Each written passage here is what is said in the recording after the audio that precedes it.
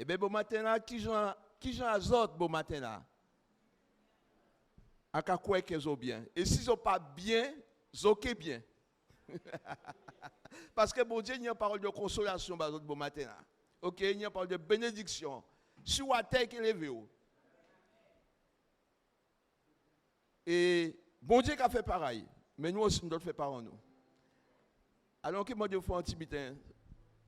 Est-ce qu'on peut garder mon qui est à côté là? Waouh! Gardez mon qui est à côté là. T'as l'air à côté là. La sauver. À droite ou à gauche. Ils n'ont pas dit pour mon là, Denis. Gardez mon qui est à côté là. Dis une petite parole de bénédiction. Dis bon matin là. En content qu'il est là. D'accord. Ce matin, nous voulons vraiment donner gloire à notre Dieu, le célébrer, l'exalter et l'élever. Mais bon matin aussi, nous voulons aussi prier bon Dieu. Et bon matin, nous commettons nous debout. Nous avons déjà projeté Matthieu 6. Et est-ce qu'on peut dire le Notre Père bon matin là? Parce que ça, il y a le monde qui a des problèmes avec ça, le Notre Père. Oui, il y a beaucoup de personnes qui ont des problèmes avec le Notre Père. Mais nous ne devrions pas avoir de problème avec notre Père. C'est la prière par excellence, c'est le modèle de prière que Dieu nous a laissé. Pas dit c'est à les autres. Non, je ne suis pas d'accord. C'est en nous. Et c'est nous en premier qui doit dire notre Père. Parce que nous avons une relation avec mon Dieu. Voici comment nous devons prier. OK? Notre Père qui est aux cieux.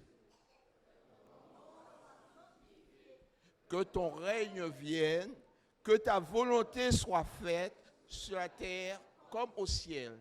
Donne-nous aujourd'hui notre pain quotidien. Pardonne-nous nos offenses comme nous pardonnons ceux qui nous ont offensés. Ne nous induis pas en tentation, mais délivre-nous du mal, car c'est à toi qu'appartiennent dans tous les siècles le règne, la gloire et la puissance. Amen. Ça, et comme je vous ai dit ce matin, je vous invite, venez avec moi, viens avec Harry, viens avec Jean-Albert et célébrons notre Dieu. Et il n'y a pas des instruments uniquement là, il y a des instruments ici. Est-ce que vous avez des mains?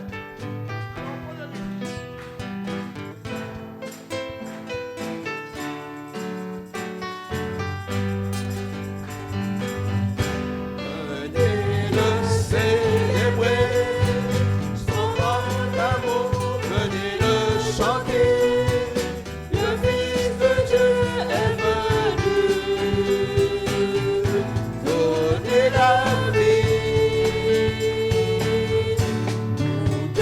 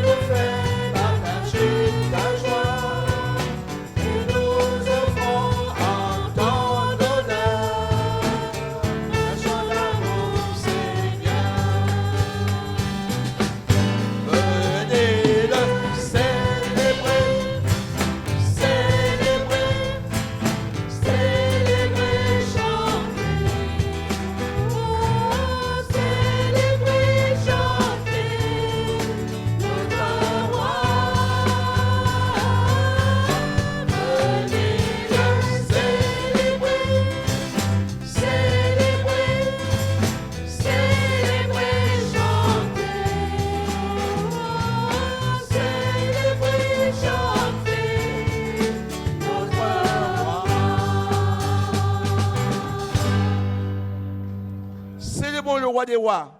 Donnons-lui gloire. Parce qu'il en est digne. Et ce matin, je souhaite, c'est mon souhait, que tu déposes au pied du Seigneur tout ce qui te semble lourd, tout ce qui t'empêche d'être en communion avec ton Dieu. Parce que Dieu agira, Dieu pourvoira. À la rivière, je viens, humble, déposer tout ce qui me pèse, tout ce qui est lourd, tout ce que je peux porter. Je dépose à tes pieds, Seigneur.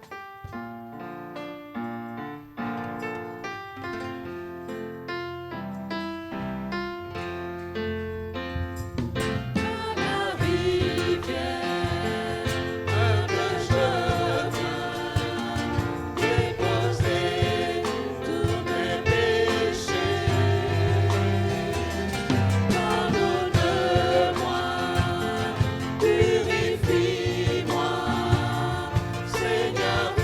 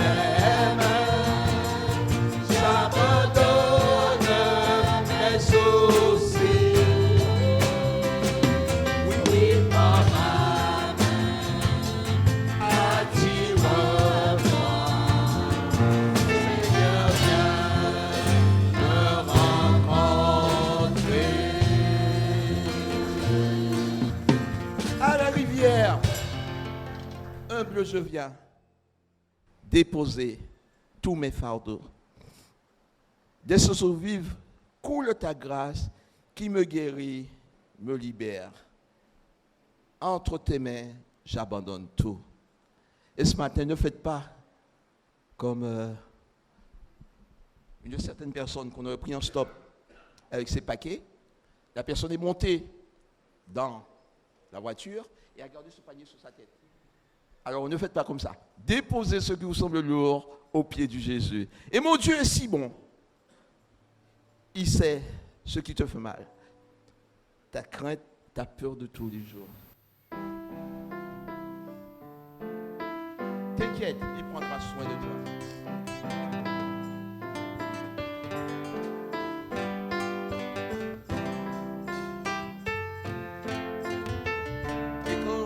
Je chante ce chant, j'ai une pensée profonde pour notre frère Marcin.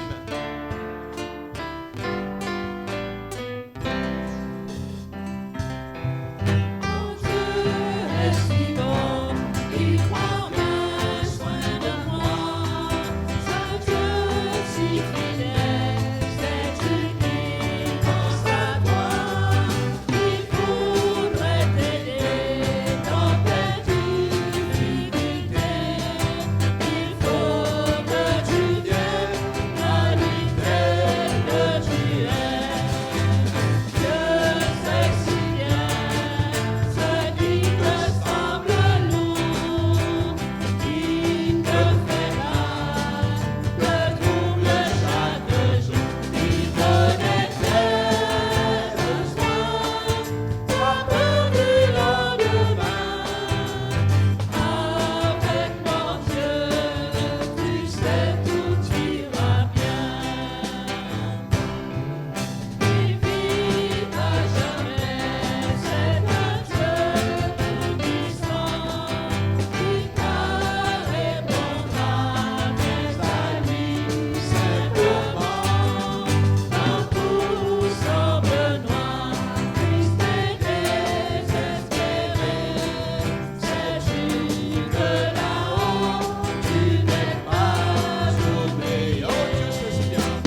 Dieu sait si bien ce qui te semble lourd, qui te fait mal, te trouble chaque jour.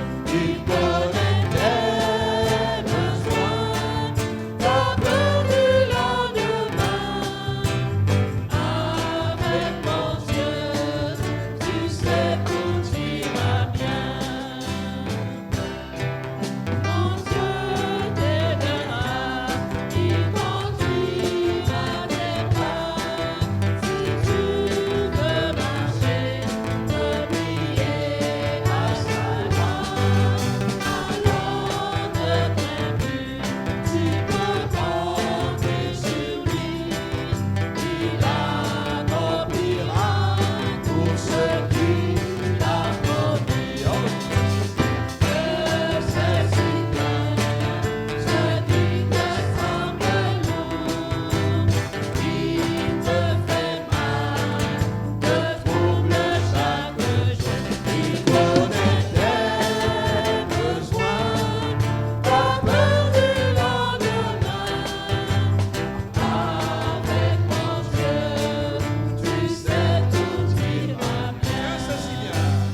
Dieu sait si bien ce qui te semble lourd, qui te fait mal, te trouble chaque jour. Il connaît tes besoins, ta peur du lendemain. Avec mon Dieu, tu sais tout ira bien. Avec mon Dieu, tu sais tout ira bien. Est-ce qu'on peut dire Amen? Avec ton Dieu, avec mon Dieu, tout ira bien.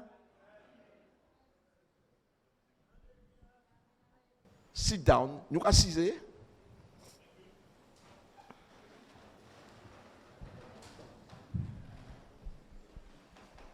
Comment allez-vous? Ça va. Avec mon Dieu, tu sais, tout ira bien. Ça ne veut pas dire qu'il n'y aura pas de difficultés. Il y aura des difficultés. Mais nous devons regarder à notre Dieu. Et le Dieu de la promesse, il accomplira tout ce qu'il a promis. Il n'est pas comme nos hommes, mais il est Dieu de toute éternité. La parole n'a pas changé. Ça, il dit, c'est ça qu'il a fait.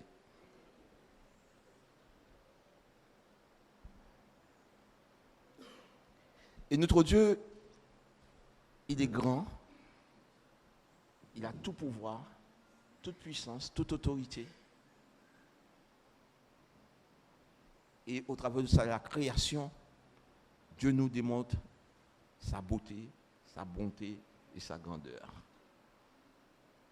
Seigneur grand Dieu, ton pouvoir est immense. Tu dis du néant surgit l'univers. Rien ne subsiste que par ta puissance. Soleil de flamme. Seigneur grand Dieu, ton pouvoir est immense. Tu dis du néant surgit l'univers.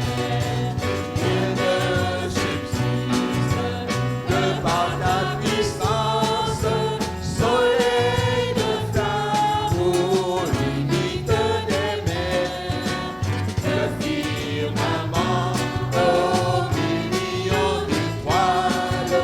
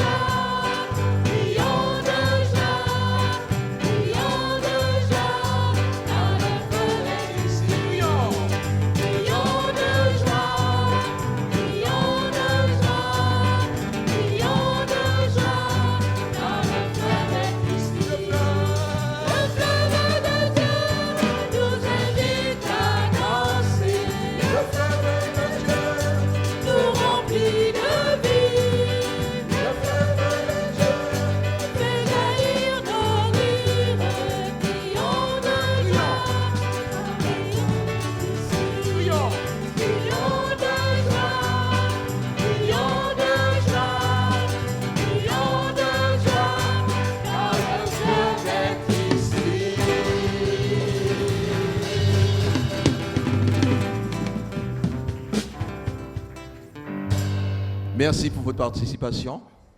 Merci des musiciens. Merci des choristes. Merci Nadia pour la vidéoprojection. Je vous invite à faire silence. Car Dieu a nous parlé ce matin par l'intermédiaire de son serviteur. Je dis bonjour à tous. Je sens que la grâce du Seigneur est vraiment sur vous ce matin. Crions de joie, chantons de joie, dansons de joie. C'est le but pour lequel nous sommes ici. Le Seigneur nous fait du bien. Et quand nous sommes ici, nous témoignons du nom de notre Seigneur Jésus-Christ. Et nous sommes pleinement encouragés et bénis parce que nous savons que tout ce qui va être dit, tout ce qui va être fait, c'est pour la gloire de Dieu, mais c'est pour aussi notre bénédiction en retour. Amen. Le Seigneur est merveilleusement bon dans ce sens. Ce matin, je voudrais vous entretenir sur le thème de l'obéissance qui conduit à l'accomplissement du projet de Dieu. L'obéissance qui conduit à l'accomplissement du projet de Dieu. Pour ce faire, on va lire en Jérémie 35. Jérémie 35, c'est un passage qu'on lit peut-être pas souvent, mais qui m'a beaucoup attiré l'attention. Et il est dit, la parole fut adressée à Jérémie de la part de l'Éternel au temps de Joachim, fils de Josias, roi de Juda, en ces mots. Va à la maison des Récabites et parle-leur, tu les conduiras à la maison de l'Éternel dans une des chambres et tu leur offriras du vin. Je pris Jazania, fils de Jérémie, fils de Abazinia, ses frères, tous ses fils et toute la maison des Récabites. Et je les conduis à la maison de l'Éternel dans la chambre des fils de Hanan, fils de Gédalia, homme de Dieu, près de la chambre des chefs, au-dessus de la chambre de Majéja, fils de Shallum, garde du seuil. Je mis devant les fils de la maison de Récabites des coupes pleines de vin et des calices, et je leur dis, buvez du vin. Mais ils répondirent, nous ne buvons pas de vin, car Jonadab, fils de Récab, notre père, nous a donné cet ordre, vous ne boirez jamais de vin, ni vous, ni vos fils. Et vous ne bâtirez point de maison, vous ne semerez aucune semence, vous ne planterez point de vigne et vous n'en posséderez point. Mais vous habiterez sous des tentes toute votre vie, afin que vous viviez longtemps dans le pays où vous êtes étrangers. Nous obéissons à tout ce que nous a prescrit Jonadab, fils de Récab, notre père. Nous ne buvons pas de vin pendant toute notre vie. Nous, nos femmes, nos fils et nos filles. Nous ne bâtissons point de maison pour nos demeures et nous ne possédons ni vignes, ni champs, ni terres ensemencées. Nous habitons sous des tentes et nous vivons et pratiquons tout ce que nous a prescrit Jonadab, notre père. Lorsque Nebuchadnezzar, roi de Babylone, est monté contre ce pays, nous avons dit, allons, retirons-nous à Jérusalem, loin de l'armée des Chaldéens et de l'armée de Syrie. C'est ainsi que nous habitons à Jérusalem. Alors la parole de l'Éternel fut adressée à Jérémie en ces mots. Ainsi parle l'Éternel des armées, le Dieu d'Israël. Va et dis aux hommes de Juda et aux habitants de Jérusalem, ne recevez-vous pas instruction pour obéir à mes paroles, dit l'Éternel? On a observé les paroles de Jonadab, fils de Récab, qui a ordonné à ses fils de ne pas boire du vin, et ils n'en ont point bu jusqu'à ce jour, parce qu'ils ont obéi à l'ordre de leur père. Et moi, je vous ai parlé. Je vous ai parlé dès le matin et vous ne m'avez pas écouté. Je vous ai envoyé tous mes serviteurs, les prophètes. Je les ai envoyés dès le matin pour vous dire, revenez chacun de votre mauvaise voie. Amendez vos actions. N'allez pas après d'autres dieux pour les servir et vous resterez dans le pays que j'ai donné à vous et à vos pères. Mais vous n'avez pas prêté l'oreille, vous ne m'avez pas écouté. Oui, les fils de Jonadab, fils de Récab, observent l'ordre que leur père a donné, que l'ordre que leur a donné leur père, et ce peuple ne m'écoute pas. C'est pourquoi ainsi parle l'Éternel, le Dieu des armées, le Dieu d'Israël. Voici, je vais faire venir sur Juda et sur tous les habitants de Jérusalem tous les mots que j'ai annoncés sur eux, parce que je leur ai parlé et qu'ils n'ont pas écouté, parce que je les ai appelés et qu'ils n'ont pas répondu. Et Jérémie dit à la maison des Récabites, ainsi parle l'Éternel des armées, le Dieu d'Israël. Parce que vous avez obéi aux ordres de Jonadab, votre père, parce que vous avez observé tous ses commandements et tout ce qu'il vous a prescrit, à cause de cela, ainsi parle l'Éternel des armées, le Dieu d'Israël, Jonadab, fils de Récab, ne manquera jamais de descendants qui se tiennent en ma présence. C'était un peu long, mais c'était nécessaire parce que c'est une histoire vraiment riche en enseignements pour chacun de nous. L'ordre donné au prophète Jérémie de faire venir les Récabites dans le temple de Jérusalem, c'est une mission qui paraît assez simple par rapport à toutes les autres missions que Jérémie avait. En général, quand on donne une mission au prophète, c'est pour aller annoncer des malédictions sur le pays à cause de la désobéissance du peuple d'Israël. Et là, nous avons un ordre donné à Jérémie d'aller chercher les Récabites et de les amener au temple. Là, nous avons un ordre simple. Un ordre simple, oui, mais ô combien rempli d'enseignements et pour nous, jusqu'à présent, 2600 ans après. Cela veut dire que Dieu peut donner des choses simples. Dieu peut nous donner des ordres très simples. Mais nous ne devons pas être négligents. Parce que derrière la simplicité de ce que Dieu nous demande, il y a un enjeu très important pour notre vie et pour la vie des autres. Que nous ne puissions pas négliger ce que Dieu nous demande, parce que nous allons passer à côté de grandes bénédictions.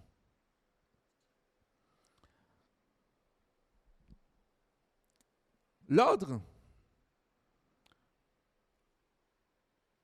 que Jérémie donne aux Récabites, c'est buvez du vin.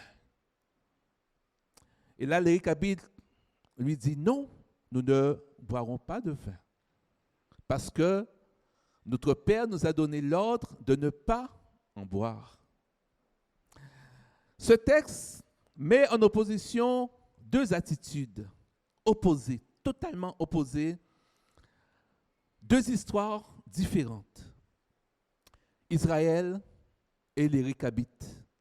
Les deux attitudes se trouvent face à leur comportement, à l'obéissance. Cet ordre a été donné aux Récabites de ne pas boire du vin et tout ce qui s'ensuit, mais il y avait une promesse. C'est la promesse de vivre longtemps dans le pays où ils habitaient. De côté, nous avons les Récabites qui ont manifestement eu une attitude de fidélité par rapport à l'ordre donné à leur père.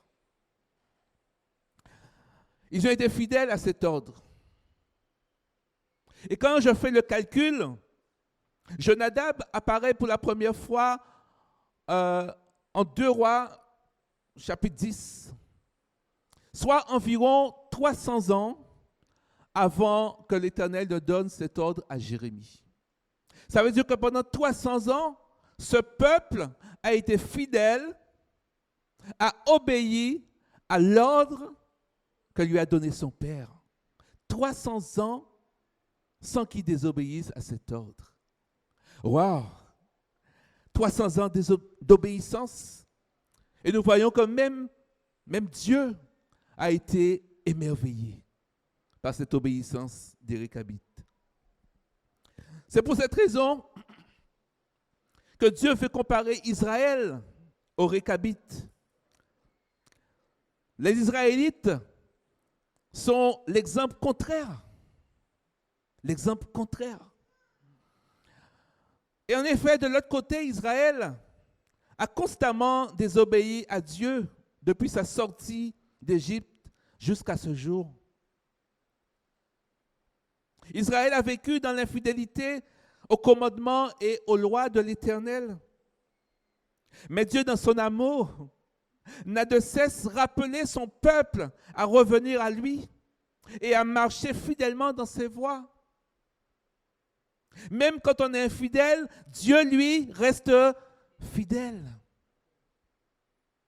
Dieu reste fidèle. Dieu est arrivé au point de demander au peuple d'Israël de choisir entre la vie et la mort, de choisir entre la bénédiction et la malédiction. En d'autres termes, il leur a demandé de choisir entre l'obéissance qui conduit à la vie et la désobéissance qui conduit à la mort. Mais comme nous le savons, le désir de Dieu, ce n'est pas que le méchant meure, mais c'est qu'il vive. Et Dieu, nous l'avons vu, n'a de cesse appeler son peuple. Même quand il a donné les malédictions, nous le voyons en Lévitique 26, que vous pourrez lire chez vous, versets 14 à 39.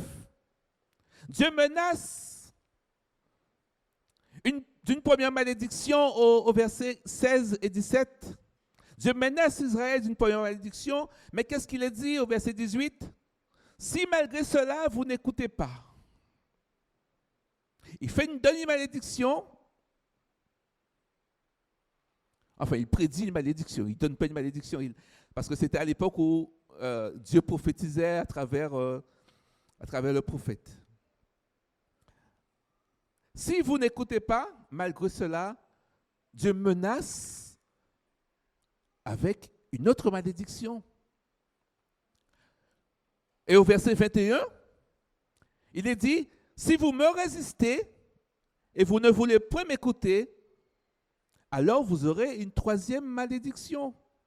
Et ainsi de suite, nous voyons au verset 23 et au verset 27, Dieu met à chaque fois des paliers. Qu'est-ce que ça signifie? Dieu est amour. Dieu, le but de la malédiction n'était pas de faire périr le peuple d'Israël et de détourner le peuple de Dieu, mais c'est que le peuple réagisse et que le peuple revienne à l'Éternel. Dieu nous aime, frères et sœurs, et il veut qu'aucun périsse. Aucun. Alors l'obéissance, c'est quoi? L'obéissance, c'est écouter.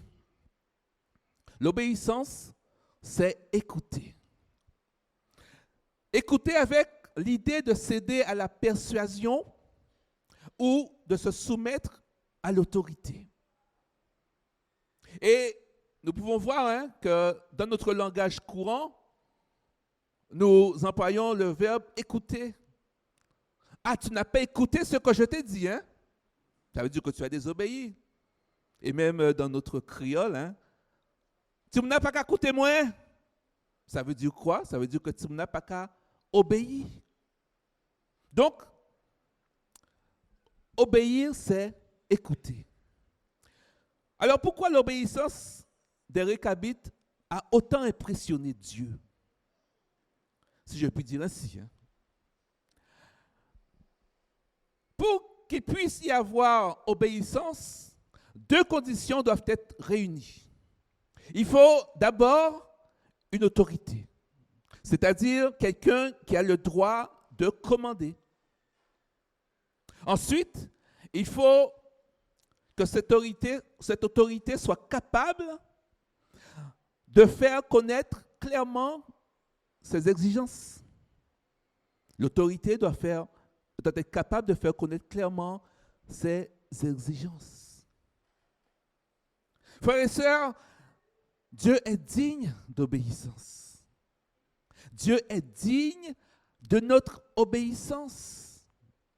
Il est notre créateur. Il est l'autorité suprême parce qu'il est Seigneur sur toutes choses.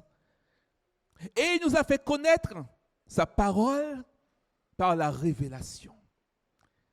Il nous a fait connaître ses exigences.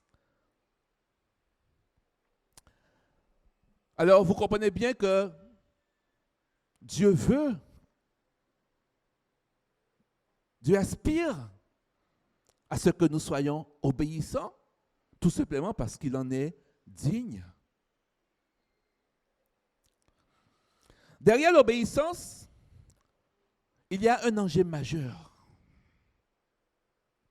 Derrière l'obéissance, il y a l'enjeu majeur de la vérité. Et nous le voyons en Romains 1, versets 8 à 9. Romains 1, versets 8 à 9. Dieu se révèle dans la vérité.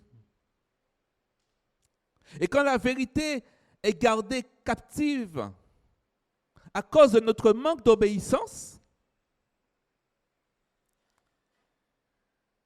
la puissance de Dieu ne peut pas se révéler.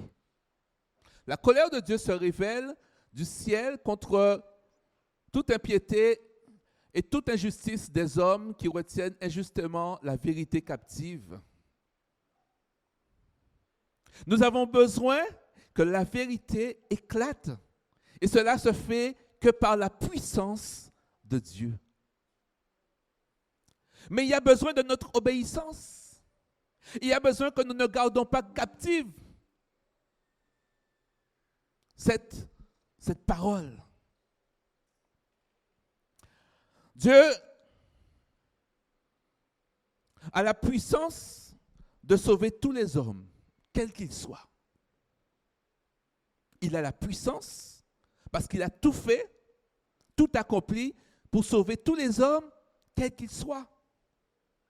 Mais si tous les hommes, à cause de leur désobéissance, ne reçoivent pas Jésus comme leur Seigneur et Sauveur dans leur vie, alors tous les hommes ne seront pas sauvés. L'obéissance permet à la puissance de Dieu de s'opérer dans nos vies.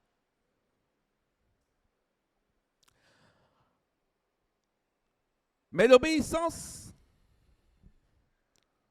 n'est pas la voie de la facilité. Et on le sait très bien. La parole nous dit que la porte est étroite et le chemin est resserré pour ceux qui veulent être conduits à la vérité dans la vie éternelle. Le chemin est resserré, frères et sœurs. Nous vivons aujourd'hui dans une société qui privilégie l'épanouissement. Une société où tout est basé sur le plaisir. Si quelque chose ne t'apporte pas du plaisir, alors il faut tout simplement le bannir de ta vie. Aujourd'hui, on nous fait comprendre qu'on doit s'entourer de belles et bonnes personnes pour qu'on puisse vivre bien épanoui. On n'a plus le droit d'être triste. On n'a plus le droit de s'ennuyer. On n'a plus le droit à l'effort. Il faut que tout vienne à nous.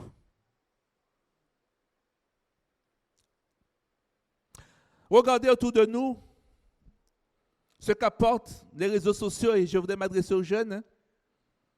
Les réseaux sociaux, qu'est-ce qu'ils apportent? Ils apportent la dépendance. Ils apportent la satisfaction. Et il faut que tout soit donné immédiatement. On n'attend plus. Tout est consommé tout de suite. On est satisfait rapidement.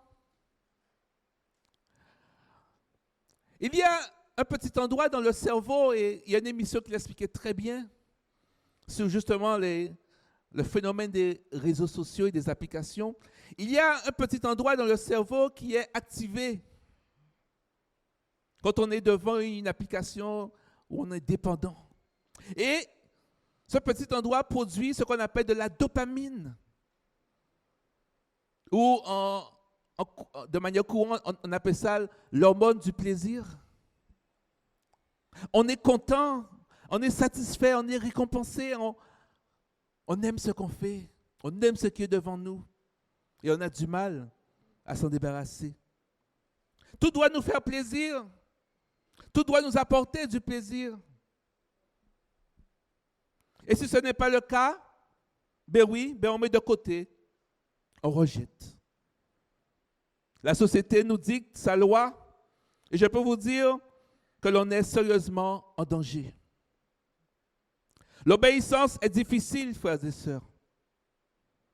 Jeune homme, jeune fille, l'obéissance est difficile. Et contrairement à la recherche constante du plaisir que nous impose la société, l'obéissance n'est pas une partie de plaisir.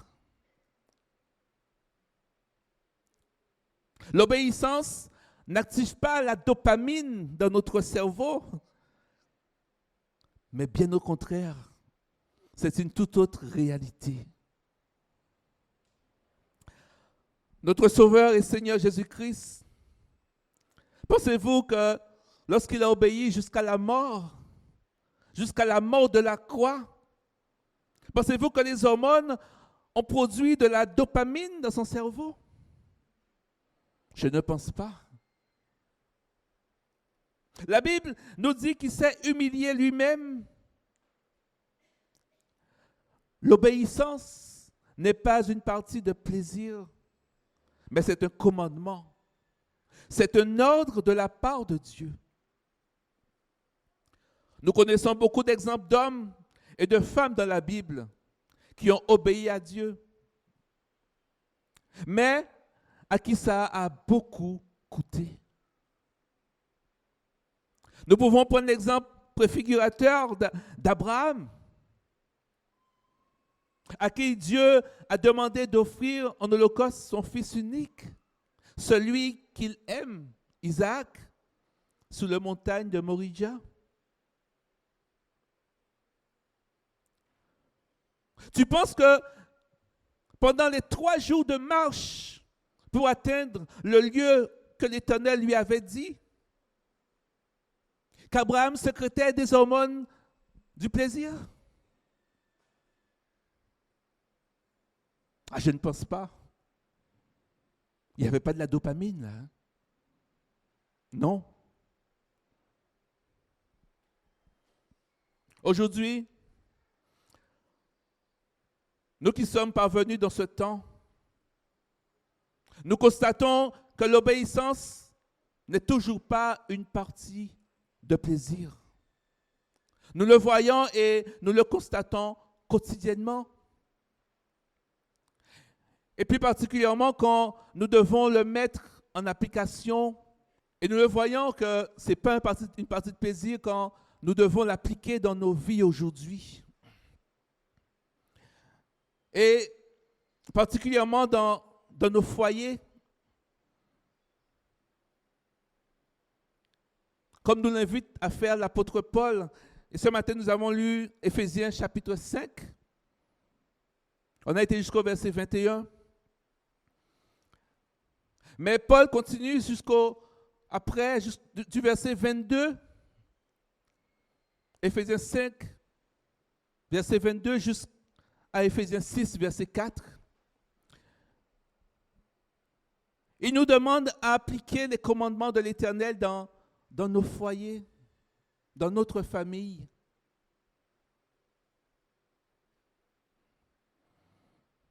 Je sens que les poils commencent à s'hérisser chez nos sœurs quand on parle de Éphésiens 5. Bon, j'espère que non. Mais ça n'a pas lieu d'être. Ça n'a pas lieu d'être. C'est la parole de Dieu qui a été révélée et rien d'autre. Et nous voyons que la responsabilité de la femme devant Dieu, c'est d'être soumise à son mari. Comme au Seigneur.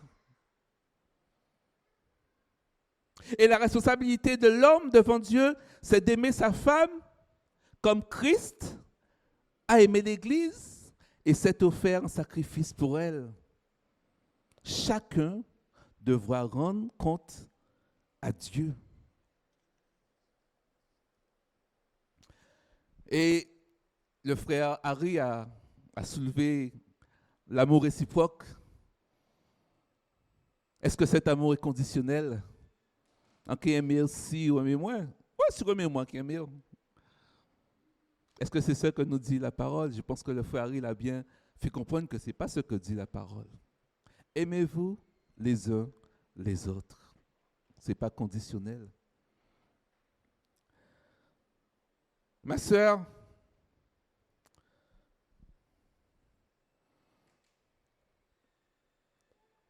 mon frère, la parole de l'Éternel, c'est pour notre bien. Ce n'est pas pour notre mal-être. La parole de l'Éternel, c'est pour notre bien. Ma sœur, ton mari ne pourra jamais t'aimer plus que Jésus t'aime. Ça, c'est une vérité.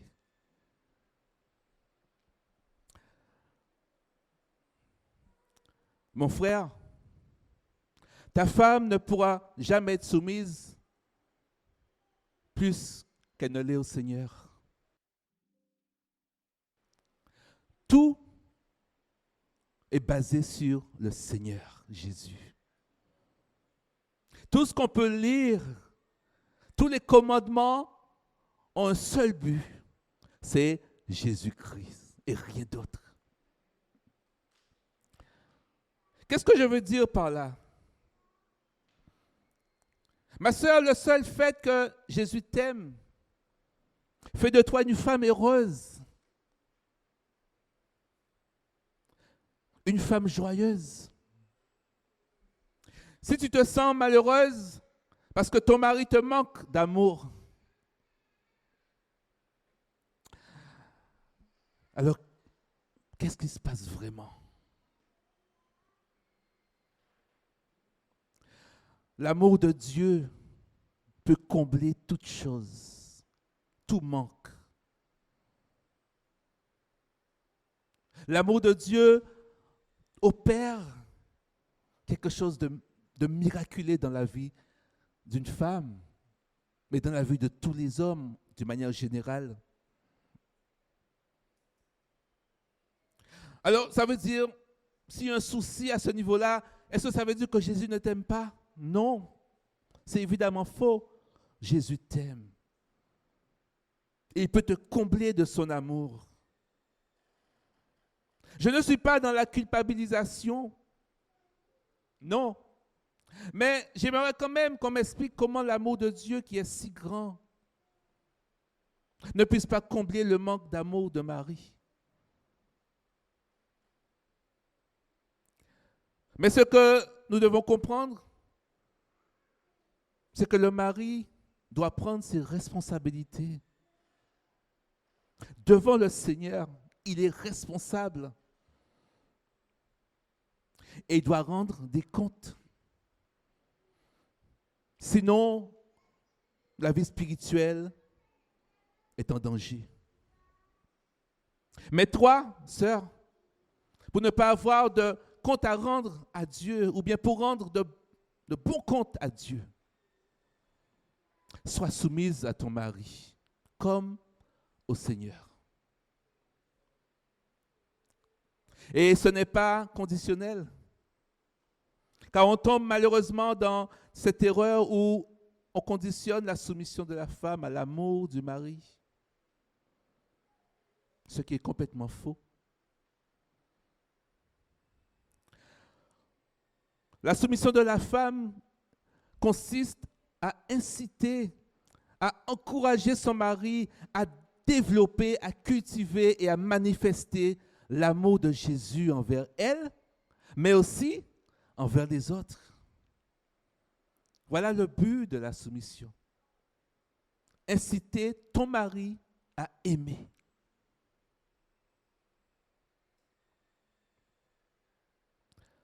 En effet, dans le domaine spirituel, dans le plan divin, la soumission de la femme, comme nous le voyons en 1 Pierre 3, verset 1,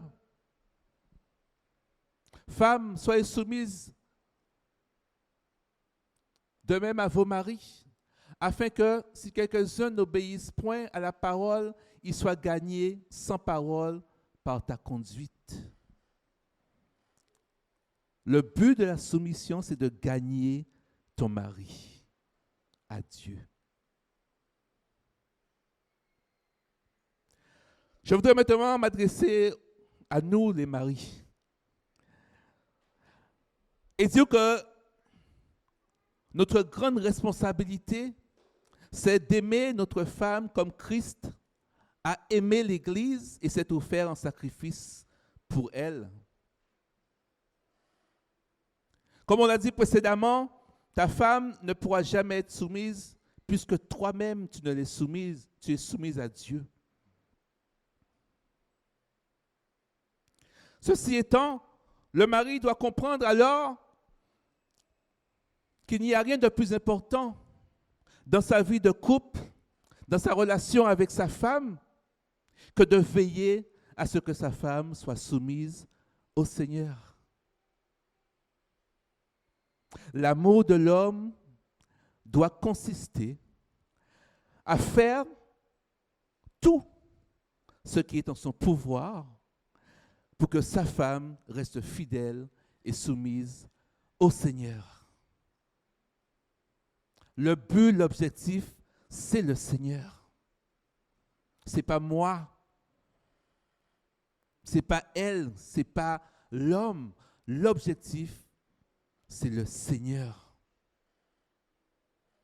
Vous comprenez bien que ces commandements ont été adressés aux maris et aux femmes. Ce n'est pas pour nous embêter. Ces commandements nous ont été donnés parce qu'il y a un enjeu très important derrière. Et cet enjeu, ce n'est pas celui de ton bien-être. Cet enjeu, ce n'est pas celui de ton plaisir. Cet enjeu est celui de la vie éternelle pour chacun. L'enjeu de la vie pour chacun, homme et femme.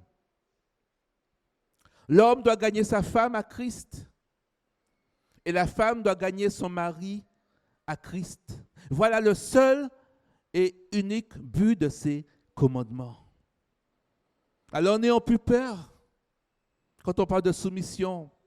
N'ayons plus peur quand on parle d'amour.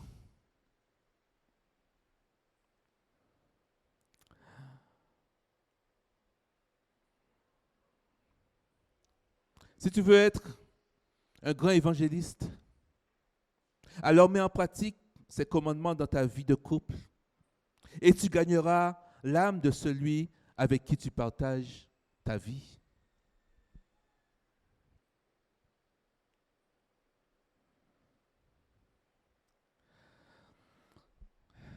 la puissance de Dieu se révèle dans notre obéissance à sa parole. Et puis si on regarde bien,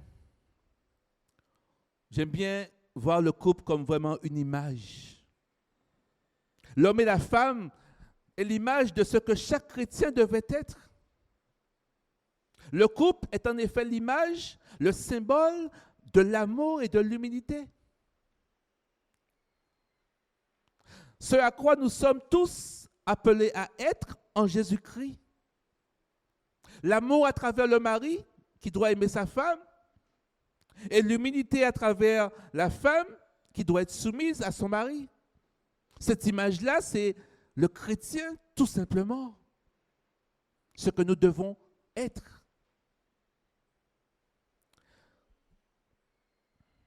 Si la femme ne devrait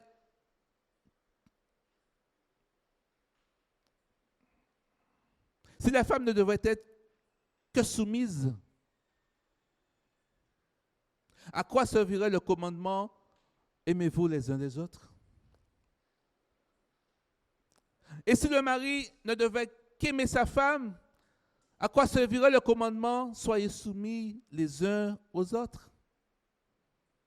Il faut que nous comprenions bien la portée de ces commandements. Le plan divin, Dieu a réservé des bénédictions de salut au sein du couple, dans le mariage qu'il a institué. L'objectif de Dieu, en instaurant ces commandements mutuels entre hommes et femmes dans le couple, c'est ni de faire des femmes des robots de soumission à leur mari, ni de faire des hommes des machines à aimer leurs femmes. L'objectif est tout simplement salutaire. Et pour l'un et pour l'autre. Le but, c'est de s'assurer que ni le mari, ni la femme ne soient privés de la grâce de Dieu. Qu'il n'y ait aucune racine d'amertume qui produise du trouble dans la vie spirituelle. Je voudrais aussi m'adresser aux enfants et aux jeunes, parce qu'ils ne sont pas en reste dans ce passage des Écritures.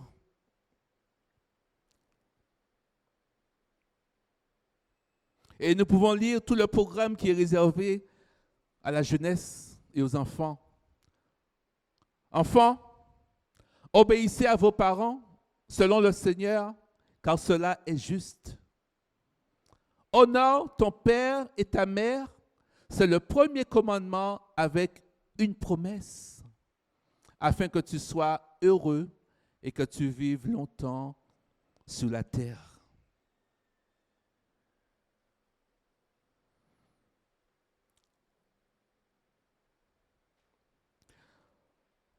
Les enfants, les jeunes, vous voulez être heureux et vivre longtemps. Je voudrais te dire deux choses. La première chose que je veux te dire ce matin, c'est que tu ne pourras pas te rendre heureux ni vivre longtemps par toi-même. C'est pas possible. Sache que cela n'est pas de ton ressort, mais seule la puissance de Dieu va te permettre de vivre heureux et longtemps sur la terre.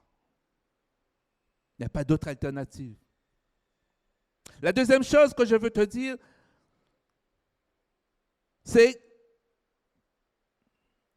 qu'il n'appartient à toi seul. À toi seul, ça appartient. De déclencher la puissance de Dieu à travers ton obéissance à ses commandements.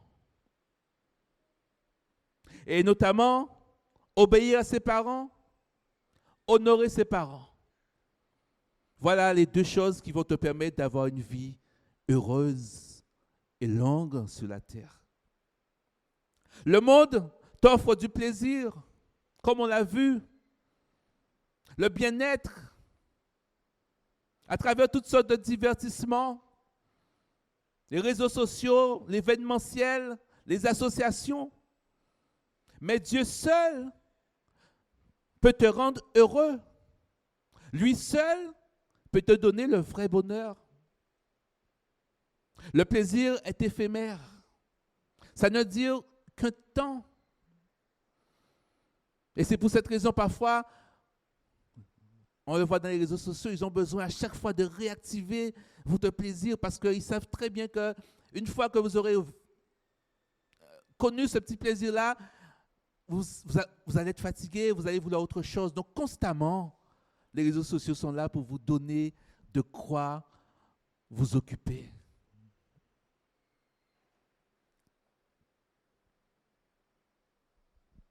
Mais sache,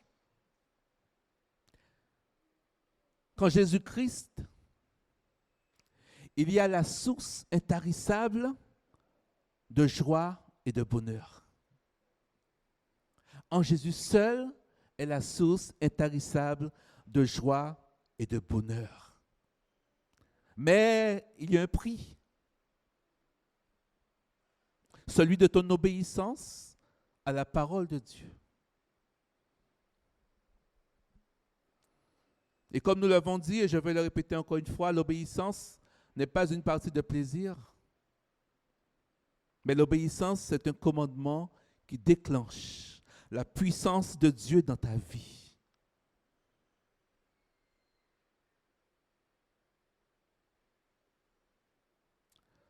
Vous savez, chaque année, le suicide est responsable de la mort de plus de 400 adolescents en France. Ce qui en fait la deuxième cause de mortalité de cette tranche d'âge des adolescents. L'adolescence constitue également l'âge de la vie pour lequel les tentatives de suicide sont les plus fréquentes.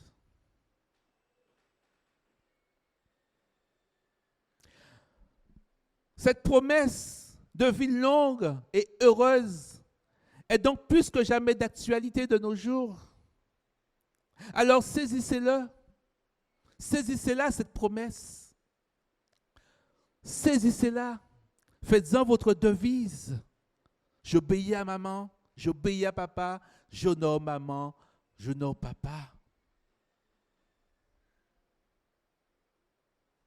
Il faut en faire un mode de vie. Et vous allez faire la différence aux yeux de tous. Et on va voir qui vous êtes vraiment. Dieu a été émerveillé par l'obéissance des Récabites.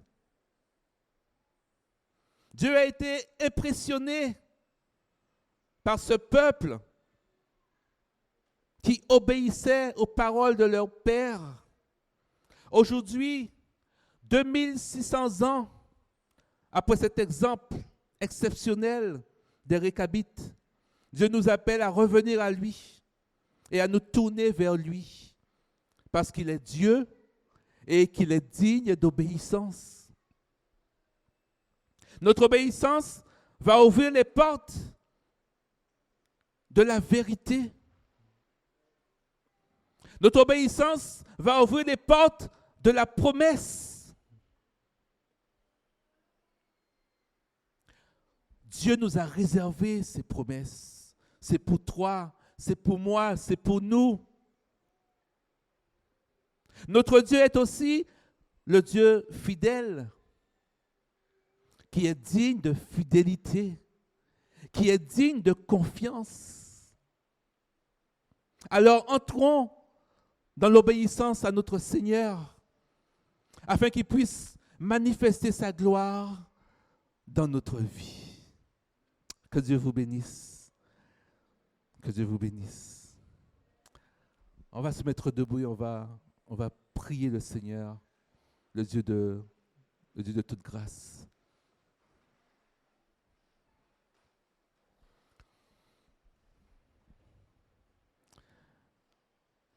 Père éternel, tu nous montres à travers le peuple les Récabites que l'obéissance est possible. Tu nous montres, Seigneur, que nous pouvons avoir accès à ce privilège que d'obéir à ta parole. Nous savons quels sont les enjeux. Parce que derrière, il y a la vérité qui doit être révélée. Et il y a la puissance de ta force qui est déclenchée pour révéler cette vérité. Seigneur, apprends-nous à ne pas avoir peur de ta parole. Apprends-nous à ne pas être hésitant devant ta parole, mais aide-nous à comprendre la portée, là où tu veux nous emmener, ce qui est derrière l'objectif de cette obéissance à ta parole. Et nous comprenons que l'objectif est important. C'est que nous soyons tous sauvés et que nous ayons tous la vie éternelle. Quand nous comprenons que les commandements, c'est pour être centrés sur toi et non sur nous. Nous comprenons que nous devons vraiment nous humilier et venir à tes pieds, afin que nous puissions être vraiment ces hommes, ces femmes, ces enfants, ces jeunes, ces adolescents, obéissants à ta parole, afin que nous puissions voir se réaliser dans nos vies de couple, dans nos vies d'enfants et dans nos vies de tous les jours, ta parole, ta promesse, qui sont des promesses de vie, des promesses de paix, des promesses d'amour. Seigneur, merci de nous remplir de ton Saint-Esprit, afin que vraiment nous puissions totalement nous adonner, nous abandonner à ta parole. Que nous puissions en faire notre façon de vivre. Parce que nous mettons tout simplement notre confiance en toi. Et nous savons que nous ne serons point déçus. Alors Seigneur, fais-nous grâce. Aie pitié de nous.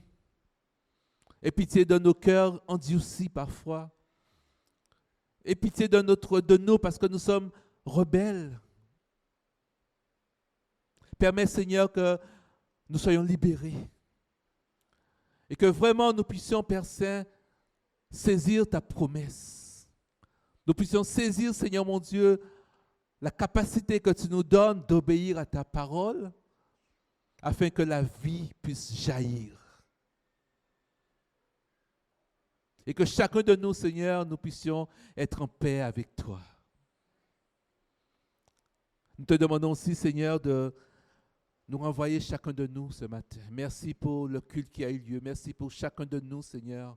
Pour Christian, pour les musiciens, pour l'assemblée qui est là, pour ces témoignages que nous avons eus, encourageants. Merci pour la participation de chacun. Veuille vraiment, Seigneur, nous renouveler dans nos forces, dans nos santé et dans nos vies spirituelles, afin que nous puissions encore, Seigneur, débuter cette semaine en étant confiants en toi et en ta parole. Seigneur, fais-nous du bien. Et même si c'est difficile, même si l'obéissance n'est pas un parti de plaisir, aide-nous à obéir à ton commandement de t'obéir. Aide-nous à obéir à ton commandement de t'écouter. Au nom de Jésus, amen. Merci vraiment que chacun puisse rentrer sain et sauf à la maison. Que Dieu vous bénisse.